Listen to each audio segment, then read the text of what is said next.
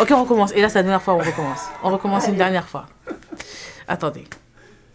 Ok. 1, 2, 3. Bonjour, je m'appelle Adidja Mohamed. J'ai 15 ans et demi. Je suis en seconde au lycée Théophile Gautier. Alors, pourquoi j'ai voulu réaliser ce film?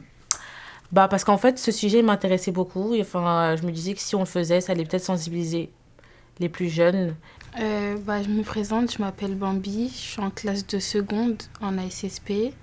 Et pour moi, les RICS, c'est deux groupes de jeunes qui se battent pour des raisons futiles, enfin peut-être pas des raisons super graves. En général, ça parle soit d'histoire d'argent, soit d'histoire de filles. Et je trouve que c'est ridicule aussi, parce que ça entraîne la mort. Dans ce quartier-là, en l'occurrence, il y a déjà eu un mort à cause d'une RICS. Et il avait juste 15 ans. Et du coup, pour vous, cette journée, elle représente quoi? Elle représente beaucoup. D'abord, d'un point de vue, je dirais, émotif, affectif, c'est la commémoration autour d'Ismaël Diablé, dont le papa Magloire est ici, la maman Awa est ici aussi. Donc d'abord, c'est se rappeler, se souvenir la mémoire de ce jeune pour qu'à 15 ans, on puisse vivre sa vie en ayant toutes ses chances. Et je voudrais que Ismaël, les rêves qu'il avait pour toute sa vie, ce soit maintenant ceux de tous les jeunes qui sont là. Alors moi je m'appelle Flavie Leg, je travaille pour le CRIPS. On fait de la prévention santé auprès des jeunes, donc on n'est pas trop dans la rue directement.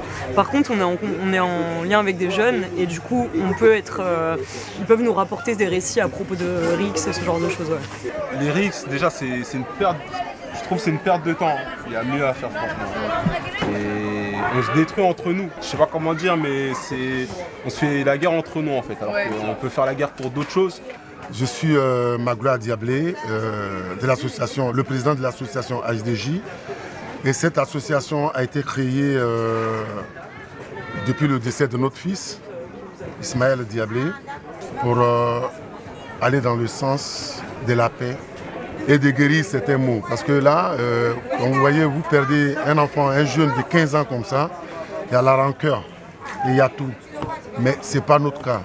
Mais je ne peux pas partir comme ça sans parler de quelqu'un qui m'est beaucoup cher, qui est là. Nous, certainement, on parle, on fait tout ce qu'on a envie de faire. Mais lui, son image qu'il a mis, c'est lui, Ernest Onovo. Il est très important pour nous. Je pense qu'on va réussir ce combat. Je pense qu'on va réussir. On va le réussir ensemble, avec tout le monde. Au pire, on snap, après on voit la salle. Vas-y, mets la musique, tout ça. 1, 2, 3, ça tourne. Mais voilà, c'est un baiser, lui. Ah, il y a les garçons. T'as dit quoi? Tranquille. Tranquille. Ajoute Saibo. Qu'est-ce que c'est, le petit là? Ouais. Carrément, j'ai son numéro. Pourquoi faire? Pourquoi tu veux que je l'appelle? Parce que je lui ai vendu une casquette, mais il m'a pas donné d'argent. Ah, il t'a bébarre, hein. Voilà, il t'a bébarre, hein. Mais t'as vu, moi j'ai pas même d'être dans les embrouilles. Mais tu repasses quoi? Il n'y a pas d'embrouille. Et je gagne quoi dans ça? Après, ça sera fini. Et on lui dit quoi? Je lui dis, viens à Duranchi. Ouais, mais je gagne quoi dans ça? Je passe bleu. Donne! Déjà, tu rentres à quelle heure? À 15. Vas-y, c'est bon, appelle.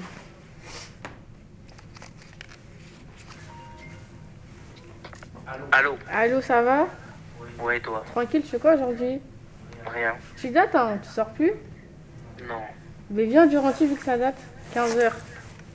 Vas-y. Vas-y, carré. Ça sera pas guette, hein? Non, t'inquiète, mais pas le plan. Je suis pas du genre à faire des guettes, moi. Vas-y. Vas-y, carré. Il est trop naïf. Voilà. J'espère qu'on n'est pas dans les embrouilles, hein, mais pas mon prénom dans les embrouilles. Hein. Vas-y. Mais tu sais que là, si mon prénom il sort, on est dans la merde. Moi je suis pas mêlée, hein. Ah, toi moi tu l'as appelé, hein. Ouais, on est deux, Moi, on est deux, on on est deux. Eh, c'est mort. C'est bon. Coupé. Bonjour, je m'appelle Saibo. J'ai 16 ans. Je suis élève en seconde dans le lycée Martinado, qui est à Gambetta. Oui, j'ai déjà participé à une RIC, oui, j'étais spectateur. Il y avait un groupe de jeunes, ils étaient au moins 20 ou 15. Ils sont venus, ils ont attrapé une personne, ils l'ont mis par terre et ils l'ont frappé, après ils ont couru. Donc oui, j'ai déjà assisté à une RICS dans la rue, comme ça.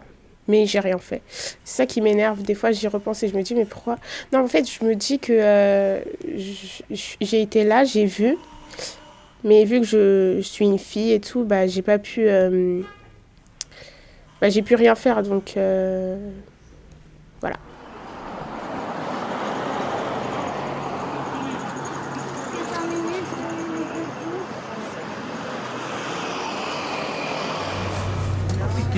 Elle a quel âge l'avocat?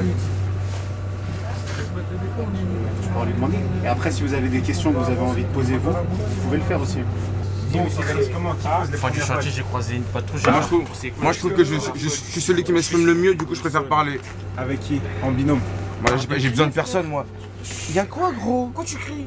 Je crie normalement. Nabil, j'ai crié. Non, à la salle. À la salle, à la salle. T'as vu comment il fait le poison? Arrête. Bon, c'est réel. Aboulaye, caméraman. Alassane, tu filmes? T'as dit que tu filmais? Ah, je sais pas, moi je fais ce que. Non, mais toi, t'as des talents d'acteur, il faut que tu sois bien devant la caméra. Ouais, mais poser les questions, faut lire, tout ça, ça cuit. Hein. Avec Pedro, ça gaspille Ah là là, ça bug. Bon. Tu vois, ça gaspille de la salive. Que préférez-vous le plus dans votre métier? Pourquoi? Attends, je te donne un conseil. Quand tu parle doucement, travaille bien tes questions et dis-les plus spontanément. Là, je te donne un exemple. Ouais, j'ai besoin d'exemple ou quoi? Bonjour. Vas-y. On va se redire bonjour. Pouvez-vous vous présenter? N'était pas forcément obligé de dire comme la question, genre. En quoi consiste le métier d'avocat? Ouais, vas-y, ensuite. J'ai regardé, tu peux continuer. Hein. Pourquoi vous avez choisi ce métier? Quel est votre parcours? Et pourquoi le droit des mineurs?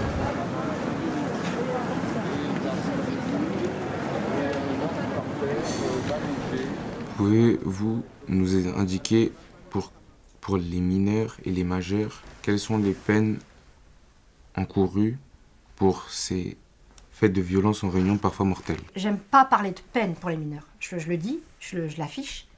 Les mineurs, en tout cas, on met d'abord le principe, c'est les mesures éducatives. On met en place les mesures éducatives à titre principal. Et subsidiairement, vraiment dans le cas où il y a des antécédents, où on a déjà mis en place des mesures éducatives, là on peut parler de peine. À quel âge peut-on aller en prison? À partir de 13 ans. Prison. Comment ça, prison? Alors, prison, il y a d'abord la détention provisoire et il y a la prison, emprisonnement en tant que peine. Voilà. Pour la détention provisoire, il faut savoir qu'entre 13 et 16 ans, les mineurs peuvent être placés en détention dans 2 cas. En cas de crime et en cas de non-respect d'un contrôle judiciaire. Si le mineur est déjà connu dans une affaire, ou plusieurs affaires, il a eu des mesures éducatives, des sanctions éducatives, et ensuite on le retrouve sur une autre affaire, et où là le procureur va, on va dire, monter d'un grade, et va prononcer par exemple, parce qu'il ne sera pas jugé tout de suite, hein, le mineur, un contrôle judiciaire, le temps que le jugement se tienne. Eh bien, si le mineur ne respecte pas clairement ses obligations, là, il y a un risque également d'aller en détention provisoire, donc détention provisoire, avant même d'être jugé. Trouvez-vous que l'abandon parental favorise ces passages à l'acte pour ces jeunes? Ça y contribue, mais c'est pas la question. C'est pas, il y a des parents qui sont investis et qui, voilà, où tout se passe bien à la maison. Il y a des jeunes où ça se passe bien à la maison. Mais dehors, c'est autre chose, donc on ne peut pas considérer que c'est juste sur cet aspect d'abandon parental. Voilà.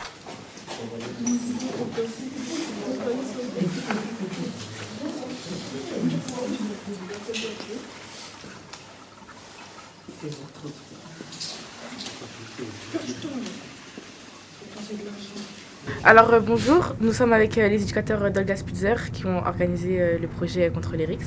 Et du coup, vous, c'est quoi vos techniques, on va dire, pour pouvoir affronter ça, enfin, dans le sens, pour pas que les jeunes ils passent à l'acte? On essaie d'aborder le sujet, d'en parler, de prévenir. On propose des projets comme ce projet vidéo. Ça peut être aussi voilà, des ateliers d'écriture ou des compilations de rap sur la paix entre les jeunes. Ok. Vous pensez que vos projets contre les RICS, ça a empêché certaines RICS? En tout cas, ça a alerté, ça a sensibilisé. Exactement. Et ça a permis d'en parler okay. et de transmettre un message. Okay. Et que les gens soient acteurs aussi. En fait, surtout que les personnes aussi soient acteurs aussi de leur vie, qu'ils soient acteurs et qu'ils puissent en tout cas qu'ils soient déjà accès à leurs droits et qu'ils soient acteurs de leur vie. C'est-à-dire qu'en même temps, souvent on se rend compte que certains sont éloignés de la société et doit en fait permettre aussi d'avoir que vous pouviez entre guillemets intégrer cette société et que vous soyez acteurs, voilà, de votre vie et que vous soyez autonome. Voilà.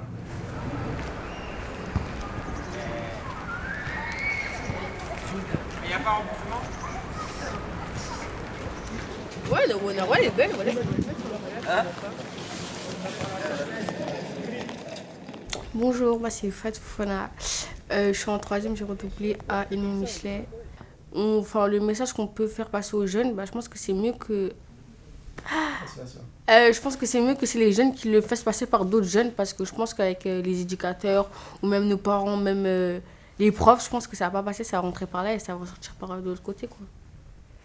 Déjà, moi je préfère parler d'embrouille de quartier que de RICS. Parce que la notion de RICS, pour moi, elle est trop... on peut l'associer à plein de phénomènes qui sont très différents. Et c'est quoi le mot qui est utilisé, et l'expression la plus précise? Pour moi, c'est embrouille de quartier. D'ailleurs, quand il y a une embrouille, les jeunes entre eux, qu'est-ce qu'ils se disent? Il y a une embrouille. Ils ne se disent pas il y a une RICS. Le mot embrouille, il permet de penser à la fois les échanges de violence, les bagarres, mais il permet de penser et de comprendre tout le phénomène qu'il y a derrière. Comment une embrouille se crée, cette espèce de culture de l'embrouille dans laquelle il y a beaucoup d'adolescents sont. Moi, je vois très bien ce que ça peut leur apporter. À des jeunes qui sont dans l'embrouille, qui en tirent un peu de réputation, un peu de prestige, ils font parler d'eux, il y a leur blase qui circule, notamment à des jeunes qui ne sont pas très bons à l'école, qui n'ont pas l'âge de travailler, qui n'arrivent pas à se valoriser autrement que par l'embrouille. C'est ça qui est triste. Est-ce que les RICS c'est un phénomène de société ou un fait social? Pour moi, déjà, les RICS, enfin ce que vous appelez les RICS, moi j'ai du mal, mais les embrouilles de quartier, c'est pas un fait divers. C'est un phénomène de société. Ça structure, mine de rien, la vie sociale, la vie quotidienne de beaucoup d'adolescents et adolescents, de beaucoup de jeunes, de beaucoup de familles. Finalement, à travers les rivalités de quartier, on peut réfléchir à d'autres enjeux importants, comme la question de l'école et des inégalités scolaires. Parce que c'est pas n'importe qui s'engage dans les rivalités de quartier. C'est un phénomène qui dit aussi beaucoup de choses de comment est-ce qu'on devient garçon aujourd'hui, sur la masculinité, et comment est-ce que devenir garçon, dans certains milieux, ça passe obligatoirement par affirmer sa virilité, sa force physique, dominer l'autre, et comment c'est une contrainte qui s'impose en fait à beaucoup de jeunes garçons, mais également des jeunes filles, mine de rien, au quotidien. Et la question des rivalités, ça permet aussi de réfléchir à ça. Mais bon, je clap maintenant. Je la vois. Ah. Elle a fait du vent. Et le terrain souvent. Comment veux-tu qu'on s'arrange? Donc, tu chantes pourquoi là? Ça va? Ça va et toi? Ça va non? Ça va le sang. C'est quoi l'histoire avec Saibo et tout là? Quelle histoire? Comment ça, quelle histoire? Ah, genre, tu sais pas de quoi on T'es parle. pas au courant? Non. T'as rien fait? Non. T'as pas donné un snap de quelqu'un? Non, mais c'est vraiment pas drôle, par contre, je sais pas pourquoi je rigole. Voilà. Mais vous êtes des baisers, déjà, je suis là, tranquillement. Vous venez, vous m'agressez. Ouais, t'es assise sereinement, en plus, c'est ça qui me fait encore plus pitié.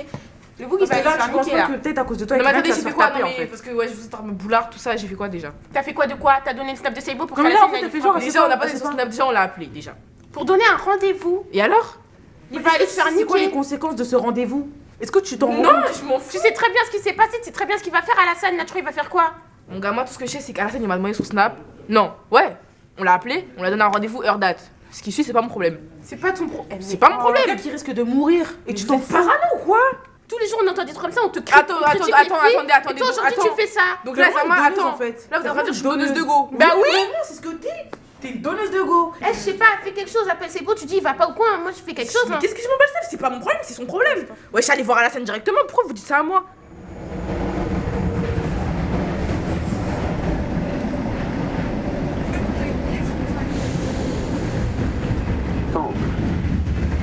Nous, on est un collectif des jeunes de la Roquette et on va vous poser des questions. Qu'est-ce qui déclenche une RICS pour vous? Alors on a plusieurs causes qui peuvent déclencher une RICS. Et ce qui nous sidère, ce qui nous surprend toujours, c'est souvent la futilité de la cause. On est souvent confronté à des motifs qui sont ridicules par rapport à la gravité des faits. Un mauvais regard, une provocation sur les réseaux sociaux, une mauvaise parole, une rumeur. ça va très vite et ça peut très rapidement déclencher des faits qui sont très très graves. Il y a 20 ans, les histoires entre bandes, c'était sur un stade de foot, dans la cour de récréation, on avait une histoire, mais les choses se déroulaient dans un espace visible pour les adultes, à l'extérieur. Maintenant, les histoires peuvent très vite dégénérer sur les réseaux sociaux à une vitesse ultra rapide, qui peut empêcher un certain nombre d'adultes, les parents, les éducateurs, les profs, d'intervenir pour mettre un frein à un contentieux qui est en train de naître entre plusieurs groupes. Et sur les réseaux sociaux, la logique, elle est toujours à la surenchère. On va toujours aller plus loin. On va aller se mettre en scène, on va filmer, on va se provoquer, y compris la bagarre. La bagarre va être filmée, ça va servir à alimenter ensuite une mécanique de vengeance. Quel est le traitement judiciaire des RICS ? Dès lors qu'une RICS est signalée, une enquête de police est ouverte et vous avez des enquêteurs dont le travail va consister à retrouver, identifier les individus qui ont participé à la RICS pour les présenter à la justice. Et on a des jeunes, y compris parfois jeunes, qui vont en prison. Est-ce que vous pensez que le fait de juste mettre les gens en prison, ça va leur faire changer, par exemple, de mentalité pour les personnes, par exemple, qui vont commettre une RICS ? La peine, elle participe de cette réponse que la société doit apporter. Pour marquer un interdit, pour montrer que certains comportements sont répréhensibles et ne sont pas possibles en société. Mais la peine, la répression, ça n'est qu'un instrument. Quand vous avez un jeune mineur qui va en prison, alors même pas très longtemps, c'est un tel choc que ça peut permettre une prise de conscience chez le jeune et son entourage. De se dire qu'on ne vit pas dans un monde virtuel, que les réseaux sociaux, c'est ça la difficulté. Vous voyez, les réseaux sociaux, c'est virtuel. On s'échange des insultes, on se provoque, et d'un seul coup, on passe du virtuel au réel où il y a des coups de couteau. Quand vous avez un jeune qui meurt, qui est blessé très gravement, qui va garder des séquelles à vie, là, on est dans la vraie vie. C'est comment là? Qui a vu ce qui s'est passé? Le mec qui est mort là? Ouais. Bien. Bien. Tranquille. Vous voyez l'histoire avec Saibo là, Fatou m'envoie un message, il est devant. Caro va le péter. Oui. Comment vous savez pas où Fatou? Y'a pas de façon là. Comment ça? On va te fumer. J'ai fait quoi? Allume ma casquette. Quelle casquette? Viens, sors ton téléphone. J'ai pas de téléphone. Sors ton téléphone. J'ai pas de téléphone. Tu te fous de ma gueule, sors ton téléphone. J'ai pas de téléphone. Je m'appelle Oumou, j'ai 16 ans, je suis en première ASSP au lycée d'Alembert dans le 19e. Plus tard, j'aimerais bien être assistante sociale. Parce que j'ai envie d'aider les enfants sans pour autant être... Je sais pas comment expliquer. Enfin, j'ai envie d'avoir un rôle utile dans la vie d'enfants en danger. Moi, je me présente, je m'appelle Adama Kamara, je suis habitant de Garges-les-Gonesse. Aujourd'hui, je suis amené à faire de la prévention contre les RICS interquartiers. J'ai monté mon association suite au décès de mon petit frère. J'ai perdu un petit frère en 2011 qui s'appelait Sada, qui s'est fait tuer par un ami à lui suite à une bagarre banale. Il a pris des coups de couteau, il est décédé. Donc à partir de ce moment, quand on perd un petit frère, on perd un proche, c'est comme je le dis, c'est toute une famille qui est détruite. Tous les soirs avant de dormir, je me disais, c'est à cause de lui que vous pleurez, c'est à cause de lui que maman elle pleure. À un moment donné, je me dis, bon, le mec il est en prison, ok, il a des frères dehors, si je tue un des frères, lui aussi ils vont souffrir comme nous. Donc voilà, j'ai fait la bêtise de me procurer une arme, j'ai tiré sur les frères. J'étais condamné à 8 ans de prison et pendant toutes ces années, j'avais toujours cette douleur-là d'avoir perdu mon frère, mais encore plus de problèmes parce que là, je suis en prison, je vois pas ma fille grandir, du moins je la vois grandir au parloir. Et quand je perds mon père aussi en prison, j'ai pas pu enterrer mon père, j'ai pas pu aller au Sénégal l'enterrer. Toutes ces claques-là m'ont dit qu'à un moment donné, chaque acte a des conséquences. Je peux pas en vouloir à tout le monde, je m'en veux à moi-même. Moi, j'aurais aimé à mon époque, quand j'étais dans les embrouilles, un grand, il vient me parler, il me dit voilà les conséquences, voilà ce que c'est. Peut-être que j'aurais stoppé les embrouilles juste en écoutant un témoignage. Pour combattre les RICS, il faut prendre tout ce qui va avec. Il n'y a pas que le côté prévention, le côté victime, il y a le côté agresseur. Comprendre et avoir même des discussions entre des victimes et des agresseurs. Et j'ai une autre question. Allez. Que vous pensez, les gens qui font ça, vous pensez qu'ils pensent à quoi en faisant ça? Souvent, quand on se bat, c'est pour montrer la réputation. Mon quartier il est meilleur que le vôtre, donc on se bat. Des fois, on est même engrainé par le groupe. Des fois, le groupe, on a l'impression, est même plus fort que l'individu en soi. Parce que des fois, il y a même des jeunes qui me disent j'ai pas le choix d'aller. on a toujours le choix. Donc si j'ai un message à faire passer aux jeunes, c'est faites très attention. Parce qu'il n'y a pas de machine arrière. Une fois que c'est parti, c'est parti. Bonjour, je me présente, je m'appelle Aboulaye Dosso, j'ai 14 ans, je suis au collège Pilates de Rosé, je suis en 3e. Et qu'est-ce que ça t'a appris, ce projet, depuis qu'on fait Bah, ça m'a appris que ça servait à rien, on a une bouche, on peut parler, ça rend devenir romain. Voilà, Et toi-même, quand tu es en colère, tu viens pas aux mains? T'en viens pas aux mains? Non. Je peux insulter, mais j'en viens pas aux mains. Je trouve que ça sert à rien parce qu'après je vais regretter. Je vais regretter. Mais tu peux insulter. Insulter, tu penses que ça, c'est... Bah, ça va un peu m'apaiser. C'est comme si je l'aurais frappé, mais avec les mots. Je suis la mère d'Ismaël, qui a été tué le 13 janvier 2018, je crois, au 131 rue de la Roquette. J'avais un combat devant moi qui était d'aller au tribunal, de savoir ce qui s'est réellement passé. Parce que quand on perd un enfant, vous savez, il y a les réseaux, il y a les médias qui disent plein de choses sur la vie de cet enfant. Nous avons fait un procès pendant 7 jours. Et pendant les 7 jours, j'ai appris non seulement sur mon fils, mais aussi sur ceux qui ont tué mon fils. Pour moi, pour ma part, je ne pense pas qu'il y aurait un autre Ismaël dans ce quartier. Parce que depuis sa mort, on essaie de travailler avec les jeunes. Quand j'ai une information, j'appelle les mamans du 11e, on s'appelle et ainsi de suite. On essaie de voir qu'est-ce qu'on peut faire. Et si on va vers les autres mamans du 20e. C'est comme ça qu'on a créé des liens et il y a des groupes WhatsApp. Et on se donne des informations et c'est comme ça qu'on essaie de vraiment aider des jeunes à ne pas aller se battre. Parce qu'il n'y a pas pire chose que de perdre un enfant. Parce que moi, chaque fois que je traverse la rue Roquette, c'est comme si on m'a mis du feu. Quand j'ai levé les yeux, c'est comme s'il n'y avait pas d'immeuble dans ce quartier. Et j'entends encore les plus grands me dire non, madame, on va venger Ismaël. Ismaël ne peut pas mourir comme ça. Mais je vous dis qu'Ismaël est mort comme ça. Et à l'heure actuelle, vous en voulez ceux qui ont tué votre fils? Ah oui, je les en veux, à mort. Je les en veux, mais pas aller se venger. Parce que moi, aujourd'hui, celui qui a tué mon fils, sa mère, c'est la seule personne qui m'appelle au moins une fois par mois pour prendre de mes nouvelles. Moi, je vais dans la paix. Si j'ai pu parler avec celui qui a tué mon fils, je ne vois pas avec qui je ne peux pas parler. Je ne vois pas. Au moins, je l'ai vu, je l'ai fixé dans les yeux et j'ai dit ce que je pensais de son acte. Je t'ai dit ou pas, regarde. Je t'ai dit ou pas, regarde, wesh. Oui. Mais ils l'ont tué, là. Ils l'ont tué, c'est maintenant que tu dis ça? Mais la vérité, je pensais pas qu'il allait faire ça, je te jure. Voilà, je suis choquée. Voilà, ça me fait pitié. Ce que vous avez fait, toi et Fatou, c'est pas bien, voilà. Est-ce que vous savez elle est où Fatou? Ah, ça va? Fatou, elle a disparu, hein. Comment ça, elle a disparu? On la voit plus au quartier. Tu vas la chercher pourquoi? Parce que... Je t'ai fait quoi, là? Elle m'a dit de venir et quand je suis venu, il y a des gens, ils m'ont frappé et tout. Alors, en mode, elle m'a donné un coup. Ah, miskin, hein. Je te jure, je sais pas quoi dire. Tu sais pas quoi dire, et maintenant dis-lui la vérité, c'est mieux, voilà. Quelle vérité? Il va finir par le savoir, hein. Quelle vérité? Je t'ai dit, dis-lui, hein. Bref, moi, je veux dire... c'était Manon et Fatou. Ils t'ont appelé, ils t'ont dit, tu viens là. Maintenant, Manon, elle regrette. Je lui ai expliqué. La vérité, je te jure, moi, je pensais pas qu'ils allaient te frapper. La vérité, je pensais J'ai bien dit, entre eux, ils allaient faire quoi? De toute façon, là, j'ai appelé mes potes, on va revenir et voilà. Vous allez leur faire quoi? Pour se venger. Ça sert à quoi? Pourquoi vous faites ça? Pourquoi ils m'ont frappé, C'est trop tard. Parce qu'il y a une histoire, mais fais pas ça, toi aussi. Moi, je t'ai dit quoi? Moi, je me dis juste, Alassane nous a dit, tu la bébarres maintenant, point, Ok. c'est tout. Moi, je veux récupérer mon téléphone parce qu'ils l'ont pris. Voilà. T'as vu, Manon? T'aurais pas appelé, il n'y aurait pas eu tout ça, moi, je te le dis, hein. Pardon, Saïbo. J'ai aimé les mises en scène.